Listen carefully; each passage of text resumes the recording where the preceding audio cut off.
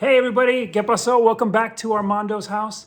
There's a lot going on in Armando's house and we talk about it all. Today we're going to talk about having discussions with your teens around a subject that they know very well, much more common than when we were teens, which is how do you talk about asexuality, gender fluidity, and these themes that are much more common for our teenagers than we were when we were growing up. When we were growing up, there were lots of kids, lots of friends of mine, friends in our community that were coming out as gay, and that was the more common discussion. And it wasn't in some cases that was a real challenge, right? Coming out and expressing yourself. Nowadays, we've moved beyond that, and there's obviously a big acceptance around people being gay or being homosexual. But today, what's becoming much more mainstream, especially for our children, is this concept of being, asexual, gender fluid, and non-binary, and all those discussions, right?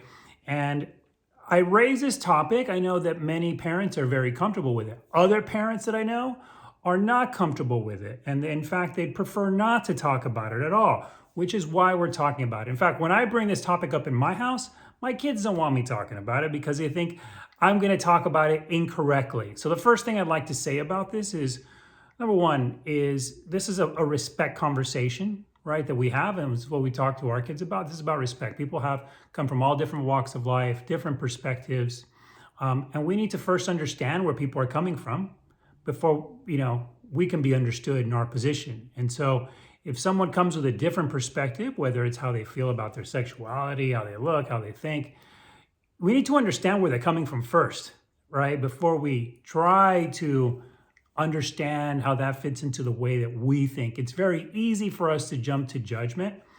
And I think with that topic specifically, I think younger kids, younger generation, they really embrace this concept, and maybe our generation or older, since it's not as familiar and we're not seeing it every day like they are in the classroom, we've got to work a bit harder, right, to have that conversation. So the first thing, it's about respect and, trying to understand where people are coming from.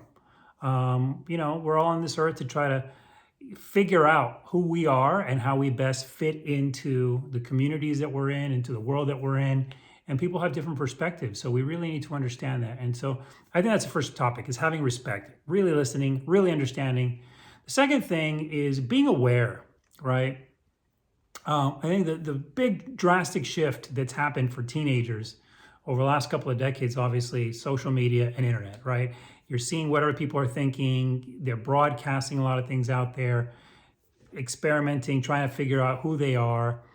And one of the things that we talk to our kids about is just being aware of how much you're consuming, being aware of that messaging, and being aware that people are putting themselves out. You've got to decide for yourself who you are, right? And you've got to decide for yourself what is, who your identity is and what you're going to stand for, right? And being very clear on those things. And when there are messages that are put out there, you may or may not agree with them. You don't have to agree with them, right? You got to stand up for who you are. Just because everybody else believes a certain thing doesn't mean that you have to.